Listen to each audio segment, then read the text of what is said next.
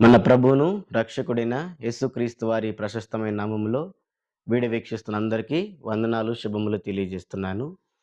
పేతురు రాసిన మొదటి పత్రిక 2వ అధ్యాయం 19-23 వచనాలు.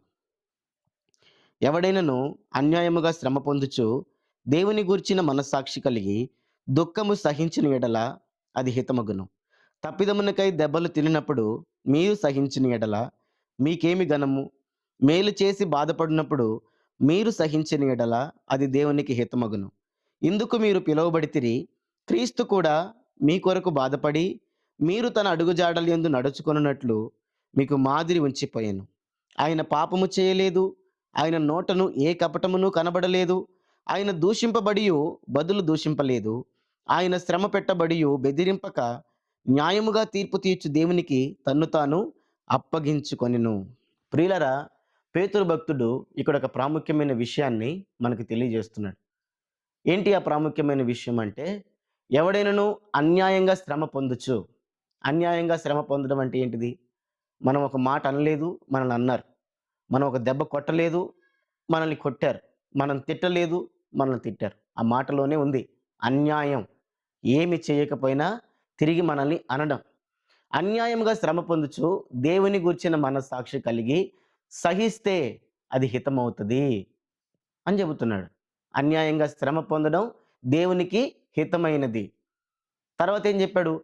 తప్పు చేసి దెబ్బలు తినడంలో గొప్పతనమేమీ లేదు. తప్పులు చేసి బాధపడడంలో గొప్పతనమేమీ లేదు. తప్పు చేసి శిక్ష అనుభవించడంలో గొప్పతనమేమీ లేదు. మేలు చేసి కీడు అనుభవించినప్పుడు అది దేవునికి ఇష్టమైన కార్యము అని పేతురు భక్తుడు జ్ఞాపకం చేస్తున్నాడు. ఇక్కడ ప్రాముఖ్యంగా పేతురు ఒక పదం వాడాడు. ఏంటంటే ఆ పదము, ఇందుకు మీరు పిలువబడితిరి. ఆ మాట ఏం చెబుతుంది? ఇందుకు మీరు పిలువబడితిరి. ఎందుకొరకు పిలిచాడు? మేలు చేసి కీడు అనుభవించడానికి, అన్యాయముగా శ్రమ పొందడానికి మనం పిలువబడ్డాం. అంటే మన పిలుపు ఏంటిది? ప్రభువైన యేసుక్రీస్తు వారు మనల్ని ఎందుకు పిలిచాడు? ఆయన యొక్క అడుగు జాడలలో మనం నడవడానికి. ఏం చేశాడు ఆయన? మన కొరకు, మన పాపముల నిమిత్తమై ఆయన అన్యాయం చేయకపోయినా, ఆయన ఏ పాపము చేయకపోయినా, ఆయన నోట్లో ఏ కపటము లేకపోయినా ఆయన అన్యాయంగా శ్రమ పొందాడు, కష్టపడ్డాడు. బెదిరించకుండా న్యాయముగా తీర్పు తీర్చే దేవునికి తను తాను అప్పగించుకున్నాడు. అందుకే నీవు నేను కూడా పిలువబడ్డామని పేతురు భక్తుడు జ్ఞాపకం చేస్తున్నాడు. ఒక క్రైస్తవుడి యొక్క పిలుపు ఏంటిది అనంటే ఇదే. లోకములో ఉండే వారి యొక్క విధానం ఎలా ఉంటుంది అనంటే, ఒక మాట అంటే 2 మాటలు అనాలి. ఒక దెబ్బ కొడితే 2 దెబ్బలు కొట్టాలి. ఒక్కరిని చంపితే ఇద్దరినైనా చంపాలి అనేటువంటి ప్రతీకార భావం ఉంటుంది లోకస్తులకి. కానీ ప్రభు అయిన యేసుక్రీస్తు వారిని వెంబడించే వారికి ఆ విధానం లేదు. ప్రభు అయిన యేసుక్రీస్తు వారు ఆ మాదిరి మనకివ్వలేదు. కుడి చెంప మీద కొడితే ఎడమ చెంప కూడా చూపించమన్నాడు. ఇది ప్రభు అయిన యేసుక్రీస్తు వారు మనకు చూపిన మాదిరి. మనల్ని జీవించమంటున్న జీవితం, మనల్ని పిలిచిన పిలుపు. అందుకొరకు ప్రభు మనల్ని ఏర్పరచుకున్నాడు. తన ప్రతినిధులుగా, తన సాక్షులుగా, తన స్వరూపములో ఈ లోకంలో మనం జీవించాలని ప్రభు అయిన యేసుక్రీస్తు వారు మనల్ని పిలుచుకున్నాడు. అయితే మనం చింతించాల్సిన దారుణమైన పరిస్థితి ఏంటంటే, ఈరోజు క్రైస్తవులు తమ యొక్క పిలుపుని పోగొట్టుకుంటున్నారు. నేడు అనేక మంది తమ యొక్క పిలుపుని కోల్పోతున్నారు. అన్యాయంగా శ్రమ పొందడం పక్కన పెడితే, మేలు చేసి బాధ అనుభవించడం పక్కన పెడితే, తిరగబడేటువంటి స్వభావాన్ని నేడు క్రైస్తవులు నేర్చుకుంటున్నారు. అది కూడా కొంతమంది యొక్క స్వార్థ ప్రయోజనాల నిమిత్తమై. కొంతమంది క్రైస్తవులను రెచ్చగొడుతున్నారు. కొంతమంది క్రైస్తవులని పురికొల్పుతున్నారు. దాడికి ప్రతిదాడి, ధర్నాలని, ఈ రీతిగా చూడండి క్రైస్తవులను రెచ్చగొడుతున్నారు. అదే రీతిగా ఆ చర్చికి పగలగొట్టారు, ఈ చర్చికి కూలగొట్టారని, అక్కడ ఏదో దాడి జరిగింది, ఇక్కడ ఏదో దాడి జరిగిందని చెప్పి క్రైస్తవులని రెచ్చగొట్టేటువంటి ప్రయత్నం చేస్తున్నారు. ప్రియులారా, మనం గమనించాల్సిన విషయం ఏంటిది అనంటే, ఒకరు మన మీద దాడి చేస్తున్నారు, ఒకరు మనల్ని తిడుతున్నారు, ఒకరు మనల్ని కొడుతున్నారు, బూతులు మాట్లాడుతున్నారు అనంటే, అది ఎంతో సంతోషించాల్సిన విషయం. ప్రభువైన యేసుక్రీస్తు వారు చెబుతారు, నా నామము నిమిత్తం ఎవరన్నా మిమ్మల్ని నిందించినా, హింసించినా, మీ మీట చెడ్డ మాటలు పలికినా మీరు ధన్యులు. సంతోషించి ఆనందించండి. పరలోకమందు మీ ఫలము అధికమవుతుంది అని చెప్పాడు. యేసు ప్రభువు ఎక్కడ గూడా లోకం మీ మీదకి రాదని చెప్పలే. ఆనాడు అపోస్తలుల మీదకి ఎవరు రాకుండా లేరు. ఆనాడు సంఘం మీదకి అనేకులొచ్చారు. అపోస్తలుని భయంకరంగా హింసించారు. నాటి నుండి నేటి వరకు ఆ పరిస్థితులు కొనసాగుతూనే ఉన్నాయి. ఏ మార్పు లేదు. ఎందుకంటే లోకం చీకటిలో ఉంది. వెలుగులోనికి రావడానికి ఇష్టపడదు. లోకం అపవిత్రతలో ఉంది. పవిత్రతలోనికి రావడానికి ఇష్టపడదు. లోకము అపవాది బంధకాలలో ఉంది. మన దగ్గరికి రావడానికి ఇష్టపడదు. పాపాన్ని ప్రేమిస్తుంది. ప్రభువైన యేసుక్రీస్తు వారి యొక్క పరిశుద్ధత వైపు రాదు. నీ వెళ్లి చెబితే నీ మీద తిరగబడతారు. నువ్వు పరిశుద్ధతకు రమ్మంటే నీ మీదకి దాడి చేస్తారు. ఏం చేయమన్నాడంటే యేసు ప్రభు, సంతోషించి ఆనందించండి, గంతులు వేయండి, మీ ఫలం అధికమైంది, ధన్యులు మీరు అని చెప్పాడు. అయితే ఈరోజు ఏం జరుగుతుంది? పూర్తి రివర్స్‌లో జరుగుతుంది. దూషణకు దూషణ. వాళ్ళు తిడితే తిరిగి తిట్టడం. వాళ్ళు దాడులకొస్తే తిరిగి దాడులకు పోవడం. ఇది యేసు ప్రభు నేర్పించిన క్రమం కాదు. ఈరోజు యూట్యూబుల్లో, సంఘాలలో ఇదే బోధిస్తున్నారు. చూడండి, అనేక మందిని మనం చూస్తా ఉన్నాం యూట్యూబుల్లో. రెచ్చగొట్టేటువంటి వారు.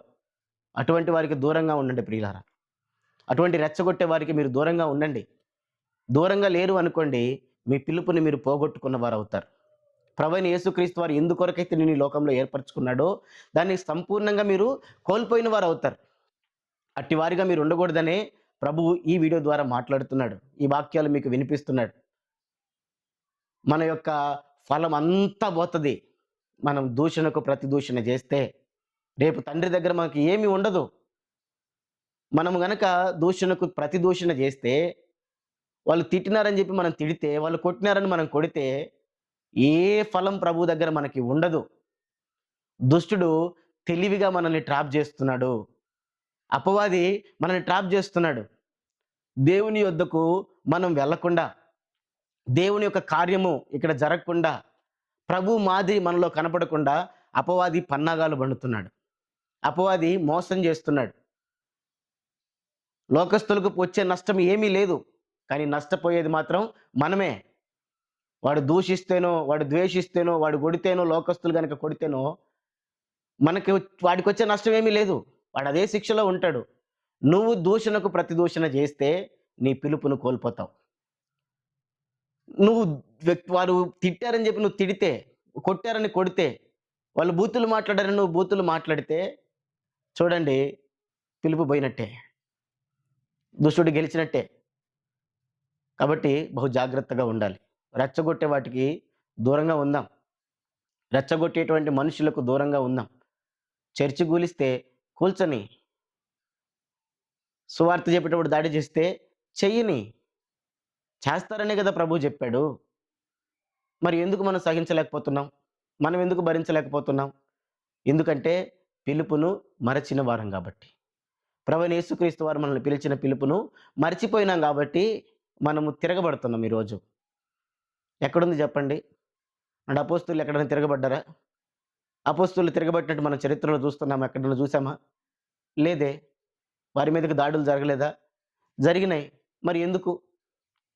వారిని ఇంకా తిట్టినారని, కొట్టినారని సంతోషంతో వెళ్ళిపోయిన సందర్భాలు అపోస్తలుల కార్యంలో మనం చూస్తాం. సంతోషంగా వెళ్ళిపోతారు. ఈ శిక్ష అనుభవించడానికి ధన్యులము, పాత్రులమని సంతోషంగా వెళ్ళిపోతారు. మరి ఏమైపోయింది నేడు ఆ మాదిరి మనకు? ఏమైపోయింది చెప్పండి? పిలుపును మర్చిపోతున్నాం. జ్ఞాపకం పెట్టుకోవాలి. జాగ్రత్త పడాలి. ప్రభువైన యేసుక్రీస్తు వారు పిలిచిన పిలుపును మర్చిపోయి ఏం చేద్దాం మనం? వద్దు. దూషణకు ప్రతి దూషణ వద్దు. వాళ్ళు ఏమైనా చేసుకొని మనలో భయం ఉండాలి. మనలో భక్తి ఉండాలి. వినయం ఉండాలి. విధేయత ఉండాలి. తగ్గింపు స్వభావం ఉండాలి. సాత్వికమైన మనస్తత్వం ఉండాలి. అదే ప్రభు మనకి నేర్పించినటువంటి మాదిరి. ఆ మాదిరిలోనే నడుద్దాం.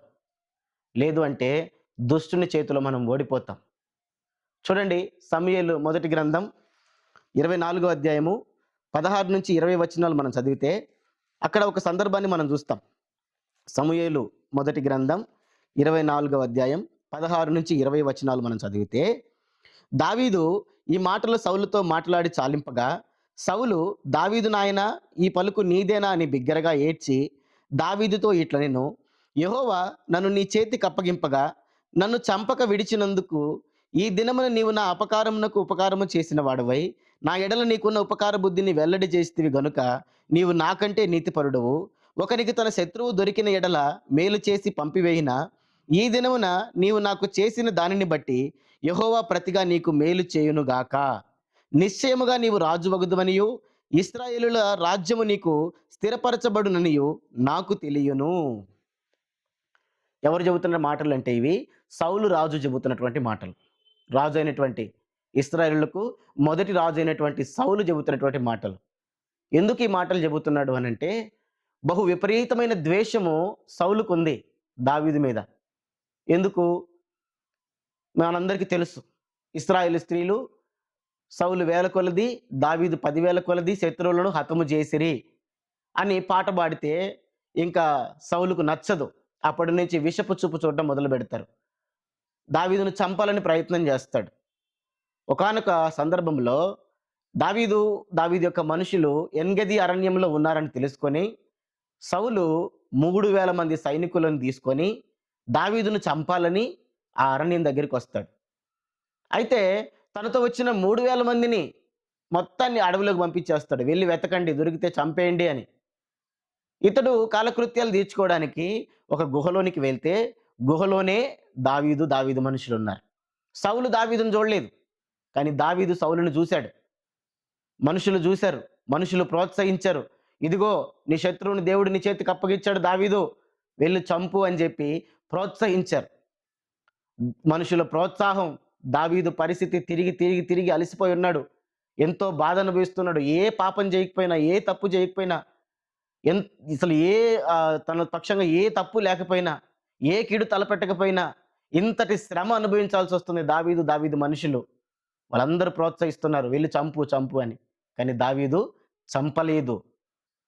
చంపకుండా విడిచిపెట్టినందుకు మాట్లాడుతున్న మాటలు ఏమన్నాడు? దావీదు నాయనా, ఈ స్వరము నీదేనా అని బిగ్గరగా ఏడ్చాడు. అరే, 3,000 మంది సైనికులతో వచ్చిన సౌలు, ఎంతో విపరీతమైన ద్వేషంతో వచ్చిన సౌలు దావీదు స్వరాన్ని విని, దావీదు మాటలు చెప్పిన మాటలు విని ఎందుకు ఏడ్చాడు అంటే పశ్చాత్తాపం వచ్చింది. కీడుకు ప్రతి కీడు చేయకుండా మేలు చేశాడు సౌలుకి దావీదు. ఏమైంది? సౌలులో పశ్చాత్తాపం వచ్చింది.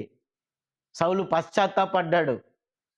ఈరోజు మనం కూడా కీడుకు కీడు చేయకుండా, కీడుకు ప్రతి కీడు చేయకుండా కీడుకు మేలు చేశామనుకోండి, మనుషులలో పశ్చాత్తాపం కలుగుతుంది, ఖచ్చితంగా వస్తుంది. తర్వాత ఏం చెప్పాడు ఆయన? యెహోవా నన్ను నీ చేతికి అప్పగింపగా నన్ను చంపక విడిచినందున ఈ దినము నీవు నా అపకారమునకు ఉపకారము చేసిన వాడవై నా ఎడల నీకున్న ఉపకార బుద్ధిని వెల్లడి చేస్తేవి గనుక నీవు నాకంటే నీతిపరుడువు. ఏమని సంబోధించాడు సౌలు? నీవు నాకంటే నీతిపరుడు అని చెప్పాడు. అరే ఏంటిది? విపరీతమైన ద్వేషంతో వచ్చినవాడు నీవు నాకంటే నీతిపరుడు అని చెబుతున్నాడు సౌలు దావీదుతో. ఏం చెప్తున్నాడు? ఏం పొందాడు చెప్పండి దావీదు ఇక్కడ? శత్రువు ఎదుట మంచి సాక్ష్యం పొందాడు, కీడుకు ప్రతి కీడు చేయకుండా ఉండడాన్ని బట్టి.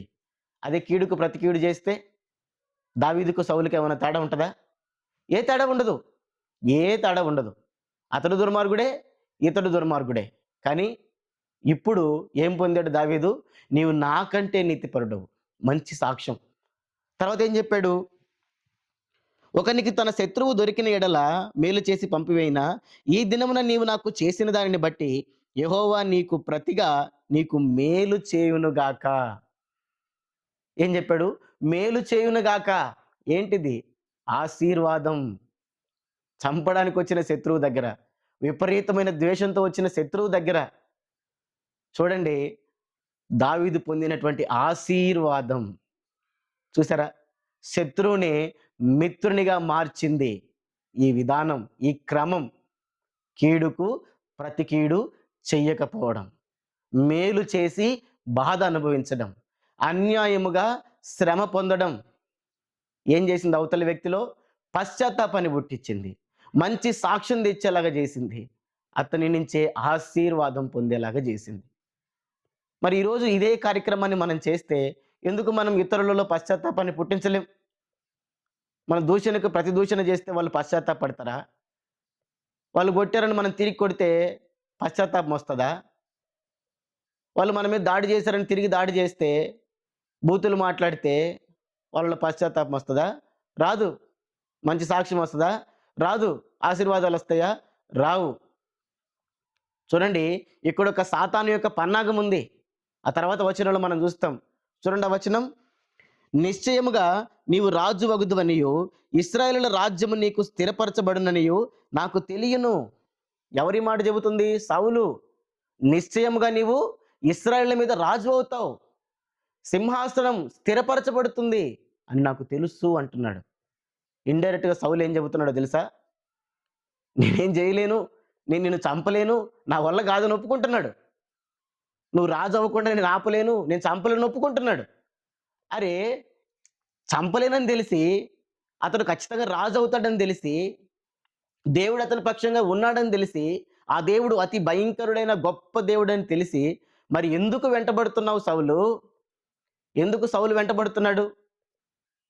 ఎందుకంటే సౌలు అపవాది చేత నడిపించబడుతున్నాడు. అపవాది యొక్క తంత్రం ఏంటిదో తెలుసా? సౌలైతే దావీదునేం చేయలేడు. అది జరగని పని. ఎందుకు? దావీదు దేవుని ఏర్పాటులో ఉన్నాడు. దావీదుకు దేవుని కాపుదల ఉంది. ఏమీ చేయలేడు. కానీ దావీదు సౌలును చంపగలడు. దావీదు సౌలును చంపగలడు. సౌలు దావీదును చంపలేడు. కానీ దావీదు సౌలును చంపగలడు.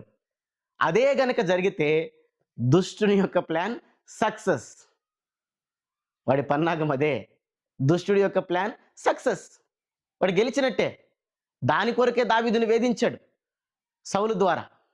కానీ దావీదు దేవుని ఆత్మ కలిగిన వాడు కాబట్టి దుష్టుని యొక్క కుయుక్తుల్ని ఎరిగి తను పసిగట్టి ఆ ట్రాప్‌లో పడకుండా తన పిలుపుని కాపాడుకున్నాడు. తన సింహాసనాన్ని కాపాడుకున్నాడు. పైన అంటాడు ఏమని? దుష్టుల చేతనే దౌష్ట్యము పుట్టును గాని నేను నిన్ను చంపనంటాడు. చంపేది నువ్వు దుష్టుడివి. నాకు తెలుసు నీ విషయాలు. నువ్వు దుష్టుడివి. నువ్వు దుష్టత్వంతో ఉన్నావు. కానీ నేను అలా చేయను. చూసారా ప్రియులారా? దావీదు తెలివి కలిగినటువంటి వాడు. అనేక సార్లు అవకాశాలు వచ్చినా సౌలును చంపడానికి చంపకుండా వదిలేశాడు. కాబట్టే తన సింహాసనము స్థిరపరచబడింది. ఆయన గర్భములో నుంచే ప్రభువైన యేసుక్రీస్తు వారు వచ్చారు. ఆశీర్వదించబడ్డాడు దావీదు. ఈరోజు మన దౌర్భాగ్యం ఏంటిది అనంటే, మన పిలుపును మనం కోల్పోతున్నాం. మన ఫలాన్ని మనం కోల్పోతున్నాం. ప్రభు మనకు అనుగ్రహించాలనుకుంటున్నటువంటి ఫలం అంతా కూడా మనమే కోల్పోతున్నాం.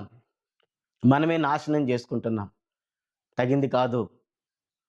నువ్వు దూషణకు ప్రతి దూషణ చేస్తే, కీడుకు ప్రతి కీడు చేస్తే, వారు కొట్టారని చెప్పి మళ్ళా నువ్వు కొడితే చూడండి మొత్తం పోయినట్టే. సమస్తం నాశనం. నీ ఫలం మొత్తం పోయినట్టే. అంతం వరకు సహించువాడే రక్షించబడునని ఎందుకు చెప్పాడు యేసు ప్రభు? సహించాలి నువ్వు, భరించాలి నువ్వు. అది ప్రభువైన యేసుక్రీస్తు వారు మనకు నేర్పించిన మాదిరి. అది మనకు చూపించిన మాదిరి. తిరగబడ్డం కాదు. ఒకసారి సహించావు, 2 సార్లు సహించావు, 3 సార్లు సహించావు, 4గోసారి కూడా సహించావు, 5ఓసారి కూడా సహించావు. 6ఓసారి గనక నువ్వు తిరగబడ్డావు అనుకో, 6ఓసారి గనక ఈ 5 సార్లు సహించిన కోపమంతా వెళ్ళగక్కావనుకో, ఈ 5 సార్లు కూడగట్టుకున్న ఫలమంతా కూడా ఒక్క దెబ్బకి ఎగిరిపోతుంది. నిష్ఫలమైన జీవితాన్ని కలిగి ఉంటావు. పిలుపును కోల్పోయినటువంటి వ్యక్తిగా మిగిలిపోతావు. అదొద్దు. అది కాదు ప్రభువు నీ నుంచి నా నుంచి ఆశిస్తున్నది. కొంతమంది సంఘంలో చొరబడి ఉన్నారు. కొంతమంది సంఘంలో ఉన్నారు. వాళ్ళ యొక్క పరిస్థితి ఏంటిది అనంటే రెచ్చగొడతా ఉంటారు. మనుషుల్ని ఇబ్బంది పెడతా ఉంటారు. మనం చూస్తా ఉన్నాం. బందులు చేద్దామంటారు, రాస్తారోకలు చేద్దామంటారు, నిరసనలు చేద్దామంటారు. ఎక్కడిదిది? ఏ ఊర్లో నుంచి వచ్చింది? ఏ గ్రంథంలో నుంచి వచ్చింది? పరిశుద్ధ గ్రంథంలో ఇవన్నీ లేవే. ఎందుకు చెప్తున్నావు? ఎందుకు చేపిస్తున్నావు ఆ రీతిగా? మీరెందుకు వెళ్తున్నారు? వెళ్ళొద్దు. ప్రభు నీకు నాకు చెప్పిన మాదిరి ఏంటిది అనంటే, నిన్ను నన్ను ఏ రీతిగా జీవించమన్నాడు అనంటే, చూడండి రోమిలికి రాసిన పత్రిక 12వ అధ్యాయం 17వ వచనం నుంచి 21వ వచనం వరకు మనం చదివితే, అక్కడ మనకు కనబడుతుంది. కీడుకు ప్రతి కీడెవనికి నీ చేయవద్దు. మనుషులందరి దృష్టికి యోగ్యమైన వాటిని గూర్చి ఆలోచన కలిగి ఉండుడి. శక్యమైతే మీ చేతనైనంత మట్టుకు సమస్త మనుషులతో సమాధానముగా ఉండుడి. ప్రియులారా, మీకు మీరే పగ తీర్చుకొనక దేవుని ఉగ్రతకు చోటీయుడి. పగ తీర్చుట నా పని, నేనే ప్రతిఫలము నిత్తును అని ప్రభువు చెప్పుచున్నాడని వ్రాయబడి ఉన్నది. కాబట్టి నీ శత్రువు ఆకలిగొని ఉంటే అతనికి భోజనం పెట్టుము, దప్పిగొని ఉంటే దాహమిమ్ము. అలాగు చేయుట వలన అతని తల మీద నిప్పులు కుప్పగా పోయిదువు. కీడు వలన జయింపబడక మేలు చేత కీడును జయించుము. ఏం చెబుతున్నాడు? కీడుకు ప్రతి కీడెవనికి చేయొద్దు. నువ్వే పగ తీర్చుకోవద్దు. పగ తీర్చుట దేవుని పని, ఆయనకు అప్పగించుకో. సమస్త మనుషులతో సమాధానంగా ఉండు. తర్వాత ఏం చెప్పాడు? నీ శత్రువు ఆకలిగొంటే అతనికి భోజనం పెట్టు, దప్పిగొంటే దాహం తీర్చు. అలాగూ చేయడం వల్ల ఏమవుతుంది? వాడి నెత్తి మీద నిప్పులు కుప్పబోస్తాం. కీడుకు కీడు చేసి ఎప్పటికీ జయించలేవు. చూస్తున్నాం, తరతరాలు యుగయుగాలు మారినా కూడా కీడుకు కీడు చేస్తూ పోతే వారి మధ్యలో సమాధానం ఎప్పటికీ రాదు. చూడలేదా మనం? నువ్వు ఒకటి అంటావు, నేను ఒకటి అంటా, నీ కోపం వస్తుంది, నువ్వు మళ్ళీ అంటావు, నేను మళ్ళీ అంటా. ఇలాగున ఎప్పటికీ సమాధానం రాదు. అలా కాకుండా ఏం చెప్పాడైనా? కీడు వలన జయింపబడక మేలు చేత కీడును జయించుము. కీడు వలన జయింపబడక మేలు చేత కీడును జయించమన్నాడు. మేలు చేసి కీడును జయించమంటున్నాడు. ఒక మాట అంటాడు, సహించు. రెండో మాట అంటాడు, సహించు. మూడో మాట అంటాడు, సహించు. నాలుగో మాట అంటాడు, సహించు. ఐదో మాట అంటాడు, సహించు. ఆరోసారి అనడానికి వాడికి నోరు కూడా రాదు. నువ్వు విజయం పొందినట్టే. మనం అనుకుంటామేమో, అరే అందరిలో ఇన్సల్ట్ చేస్తున్నాడు, అందరిలో బూతులు తిడుతున్నాడు, అందరిలో అవమానకరంగా మాట్లాడుతున్నారు, ఎట్లా సహించాలి? ఉడికిపోతుంది రక్తం అనుకోవచ్చు. అందరిలో బూతులు తిడుతున్నారు, ఎట్లా సహించాలి? సహిస్తే నువ్వు చిన్నోడివేం కావు. ఒక విషయం గుర్తుపెట్టుకో. నువ్వు సహించినంత పదాలు నువ్వు తక్కువడు కాదు. సహించినంత పదాల, వాడేదో నిన్ను తిట్టినంత పదాల, వాడేమి ఆధిపత్యం సాధించింది లేదు, నీకు తగ్గింది లేదు. నువ్వు ఇంకా దేవుని దృష్టిలో గొప్పవాడివైనావు, గొప్ప ఫలాన్ని పొందుకున్నవాడివైనావు, నీ పిలుపును కాపాడుకున్నవాడివైనావు. కాబట్టి కీడు వలన జయింపబడక మేలు చేత కీడును జయించమన్నాడు యేసుప్రభు. దావీదు అదే కదా చేసింది, అదే కదా మనం చూసుకున్నాం. దావీదు ఏం చేశాడు? మేలు చేసి కీడుని జయించాడు. శత్రువులు పశ్చాత్తాపాన్ని పుట్టించాడు, మంచి సాక్ష్యం పొందాడు, ఆశీర్వాదం పొందాడు. ఖచ్చితంగా నీవు నేను కూడా పొందగలము ఈ విధానాన్ని పాటిస్తే. మరి పాటించి చూస్తే ఖచ్చితంగా పొందుతాం, ఖచ్చితంగా అనుమానం లేదు. కానీ మనం అది చేయం కదా. అందుకే మనకి సరైన సమాధానాలు రావు, సరైన విధానం రాదు. కాబట్టి ప్రియులారా, ప్రభు యొక్క పిలుపు నేను జ్ఞాపకం చేస్తూ వచ్చాను. ఏంటి ప్రభు యొక్క పిలుపు అంటే? అన్యాయంగా శ్రమ పొందడం, మేలు చేసి బాధ అనుభవించటం. ఇదే ప్రభు మనకు చూపిన మాదిరి. కుడి చెంప మీద కొడితే ఎడమ చెంప చూపించడం, కీడుకు ప్రతి కీడు చేయడం ప్రభు మనకు నేర్పిలా. శత్రువుకి ఇంకా ఆహారం పెట్టు, దప్పిక తీర్చు, కీడుతో కాకుండా మేలు చేత జయించు అని ప్రభు అయిన యేసుక్రీస్తు వారు సెలవిస్తూ వచ్చారు. అందుకే నీవు నేను పిలువబడ్డాం ఆయన ప్రతినిధుల్లాగా, ఆయన మాదిరి చూపించడానికి, ఆయన ప్రేమని లోకానికి చూపించడానికి ప్రభు అయిన యేసుక్రీస్తు వారు మనల్ని ఎన్నుకున్నాడు, పిలుచుకున్నాడు. ఆ పిలుపుకు తగినట్లుగా జీవిస్తే గొప్ప ఫలాన్ని ప్రభు దగ్గర మనం పొందుతాం. అటి వారంగా మనం ముందుము గాక. దేవుడి కొద్ది మాటలు దీవించును గాక. ఆమేన్.